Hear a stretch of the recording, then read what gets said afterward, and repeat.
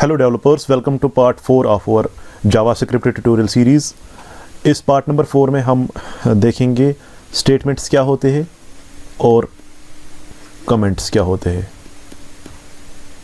हम इन दो चीज़ों को डिस्कस करेंगे यहाँ पे और एक एग्जांपल बनाएंगे जिसकी वजह से हमें ये दो चीज़ें समझ में आ जाएंगी। तो स्टेटमेंट्स हम कह सकते हैं कि सपोज़ अगर हम किसी इंसान की बात करेंगे, किसी ह्यूमन की बात करेंगे, तो यहाँ पे अगर मुझे दो नंबर्स का सम करना होगा, सपोज़ मेरे पास एक नंबर है a जिसमें है 5 और दूसरा नंबर है b जिसमें है 6, मुझे इन दोनों का सम करना है। तो एज ए ह्यूमन बीइंग मैं इसको कैसे करूँगा? मैं पहले पढ़ूँगा, मैं रीड a का वैल्यू पहले रीड करूँगा। तो पहली स्टेप जो है रीड a, दूसरा स्टेप जो है इसमें वो है रीड b। तो 5 को मैंने रीड किया यहाँ पे, फिर मैंने 6 को रीड किया यहाँ पे। तीसरा स्टेप होगा c is equal to a plus b, और फोर्थ स्टेप जो होगा वो होगा इस c को मुझे प्रिंट करना है, डिस्प्ले करना है कहीं पे। तो ये 4 स्टेप्स जो है ये आपके स्टेटमेंट्स है। पहला स्टेटमेंट है पढ़ो, रीड करो a को, दूसरा स्टेटमेंट है रीड करो b को, तीसरा स्टेटमेंट है c में डालो आप a प्लस b, और फोर्थ स्टेटमेंट है c को आप प्रिंट करो। तो ये इसमें आपके पास कमांड्स आ गए, जैसे रीड एक कमांड है, यहाँ पे भी कमांड है, लेकिन ये कमांड नहीं है, ये यहाँ पे इंस्ट्रक्शन है। कमांड्स एंड इंस्ट्रक्शंस को हम जब लिखते हैं, और यहाँ पे प्रिंट अगेन ये भी एक कमांड है फिर से, क्योंकि हम बोलते हैं इसको रीड करो, पढ़ो, यहाँ पे पढ़ो, और यहाँ पे हम बोलते हैं प्रिंट करो, लेकिन यहाँ पे हम क्या बोलते हैं, सी का वैल्यू सेट करते हैं, उसका वैल्यू हम a प्लस b के बराबर करते हैं। तो ये होता है स्टेटमेंट्स। तो अब हम जावा स्क्रिप्ट में स्टेटमेंट्स को कैसे लिखेंगे? हमारे पास index.html है और script.js है। इस फोल्डर को मैं यहाँ से डिलीट करूँगा, JS फोल्डर को, तो इसको यहाँ से डिलीट करते हैं क्योंकि हमें इसकी ज़रूरत नहीं है। अब हम दो ही फाइल्स का यूज़ करेंगे, इंडेक्स और स्क्रिप्ट। इंडेक्स में हमने HTML का कोड लिखा है और इस script.js को हमने यहाँ पे बनाया है और इसको यहाँ पे हमने लिंक किया है। और जो भी कोड हम इसमें जावा अभी हम अलर्ट दे रहे थे, तो अब हम इसको हटाएंगे यहाँ पे। तो ये अलर्ट भी एक इंस्ट्रक्शन थी यहाँ पे, लेकिन हम यहाँ पे क्या करेंगे, हम एक कैलकुलेशन परफॉर्म करेंगे। हम यहाँ पे पहले डिक्लेयर करेंगे वेरिएबल where, और हम इसको रखेंगे a, इसको हम नाम देंगे a। तो वेरिएबल a क्या करेगा, एक मेमोरी में एक स्पेस बनाएगा और उस स्पेस का नाम जो होगा वो होगा a। तो फिर हम यहाँ पे where a के बाद इस a में वैल्यू डालते हैं, a is equal to suppose a is equal to 7। तो ये यहाँ पे हमने दो इंस्ट्रक्शंस अभी तक लिखी। एक तो हमने पहली इंस्ट्रक्शन ये लिखी कि एक वेरिएबल a को डिक्लेयर करो, दूसरी इंस्ट्रक्शन लिखी कि इसी a में जो हमने ऊपर डिक्लेयर किया, इसी a में आप वैल्यू 7 को डालो, ठीक है। तो ये यहाँ पे इंस्ट्रक्शन है। तो यहाँ पे हम क्या करेंगे, फिर इसी a को हम अलर्ट करते हैं या प्रिंट करते हैं। मैंने आपको प्रिंट करने के तरीके सिखाए थे लास्ट ट्यूटोरियल में। तो यहाँ पे हम क्या करेंगे, हम इसको अभी हमने तो पिछले ट्यूटोरियल में 4 तरीक़ों से प्रिंट कराया था। एक तो अलर्ट बॉक्स में लाया था, और हमने document.write का यूज़ किया था, और हमने गेट एलिमेंट बाय आईडी का यूज़ किया था। तो हम यहाँ पे सिंपली अलर्ट देंगे, यहाँ पे ALERT अलर्ट, जो यहाँ पे लाइब्रेरी फंक्शन है उसका यूज़ करके हम पैरामीटर a को भेजेंगे यहाँ पे, क्योंकि जो a में वैल्यू होगा 7 होगा, तो वही यहाँ पे अलर्ट होगा। आप इन तीनों लाइन्स को एक साथ लिख सकते हो, मतलब आप इसको एक ही लाइन में भी लिख सकते हो, ये कोई मसला नहीं है। यहाँ पे सिर्फ ये टर्मिनेटर जो है यहाँ पे ये होना चाहिए। टर्मिनेटर का मतलब है दूसरा स्टेटमेंट। पहला स्टेटमेंट तब कंप्लीट होगा जब आप यहाँ पे ये टर्मिनेटर को लगा रहे हैं। फिर उस टर्मिनेटर के बाद आप कहीं पे भी लिखो तो ये दूसरा स्टेटमेंट है यहाँ पे।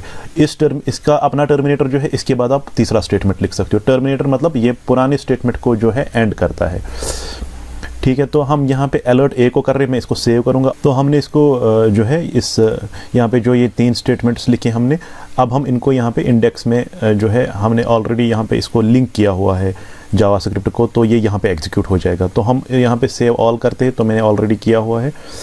तो अभी हम इसको रन करते हैं अपने इसमें।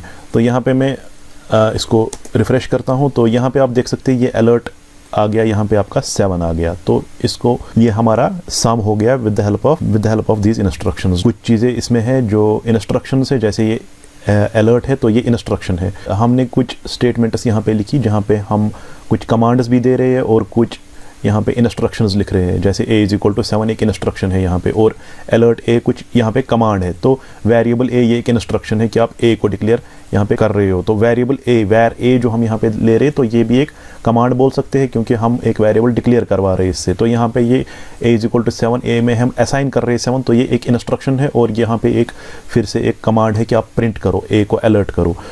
तो यहाँ पे हम इसको अलर्ट, जब यहाँ पे इसको लिंक भी ऑलरेडी किया हुआ है हमने, यहाँ इसको सेव भी किया है। तो यहाँ पे अगर रिफ़्रेश करेंगे हम यहाँ पे पेज को, तो यहाँ पे आपके पास अलर्ट 7 आ गया।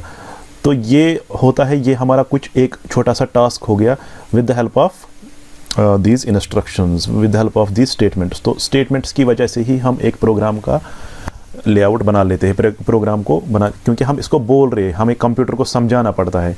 ये वो लाइनें हैं की वजह से कंप्यूटर समझ पाता है। इंस्ट्रक्शंस जो यह स्टेटमेंट होता है, ये होता है कि कंप्यूटर इसी लाइन को समझता है, क्योंकि हम जावास्क्रिप्ट में काम करते हैं तो जावास्क्रिप्ट की यही स्टेटमेंट्स कंप्यूटर को समझ आती है।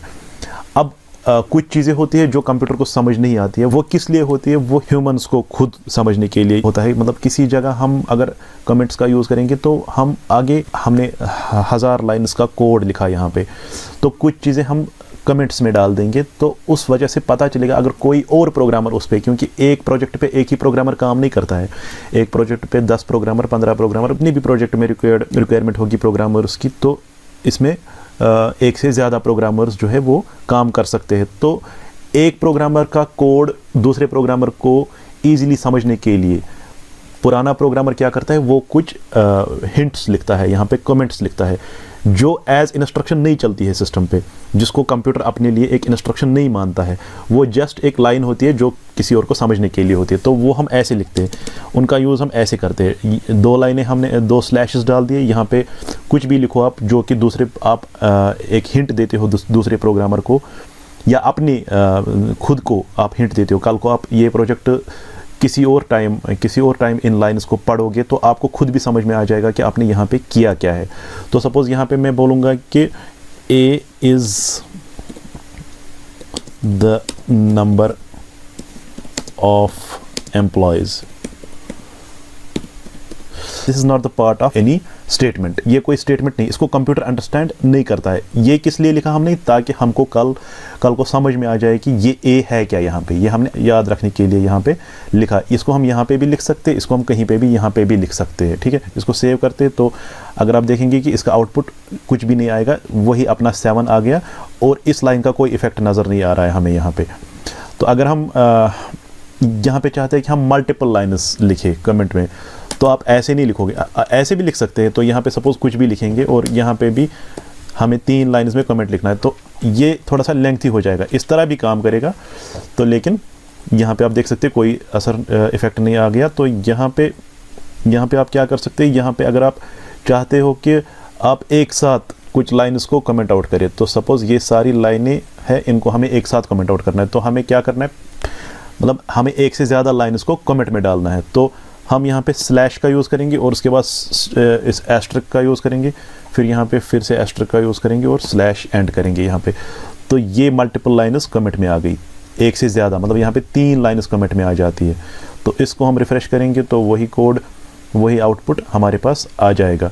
तो हम ये तो था मल्टीपल लाइन कमेंट। तो हम कमेंट्स को का यूज़ इसलिए करते हैं कि हमारा कोड किसी और प्रोग्रामर को समझ में आ जाए, या हमें कल को कुछ टाइम के बाद यही प्रोग्राम फिर से पढ़ना होगा, रीड करना होगा कि हमने किस टाइम पे क्या किया था, उसके लिए भी हम इसको यूज़ कर सकते हैं। या कल को आपको लगता है कि ये लाइन अभी मुझे ज़रूरत नहीं है, लेकिन मे बी इसका आपको फिर से यूज़ होगा आगे, तो आप चाहते हो कि फ़िलहाल के लिए मैं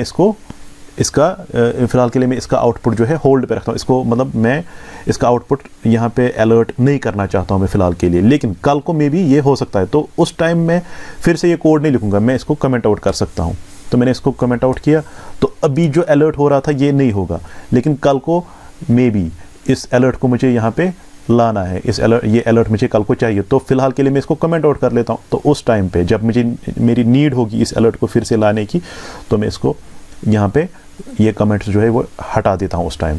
तो ये दूसरा यूज़ है इसका, कमेंट्स का ये दूसरा यूज़ है, इसके लिए भी ये यूज़ हो जाता है। तो तो यहाँ पे अगर आप आउटपुट देखोगे अभी तो यहाँ पे अलर्ट हो रहा था, लेकिन अब अलर्ट नहीं होगा क्योंकि हमने उसको उस स्टेटमेंट को हमने यहाँ पे कमेंट आउट कर दिया है। तो मे बी कल को वो हमें फिर से चाहिए तो हम इस यहाँ पे इन कमेंट लाइन्स को हटा देंगे यहाँ से, तो ये फिर से आ जाएगा। हम चाहे तो पूरा कमेंट आउट कर सकते हैं, ऊपर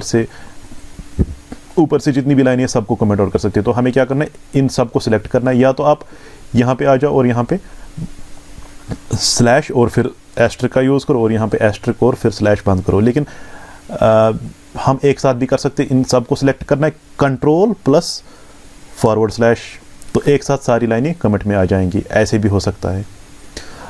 तो this was all about what is statement and what are comments.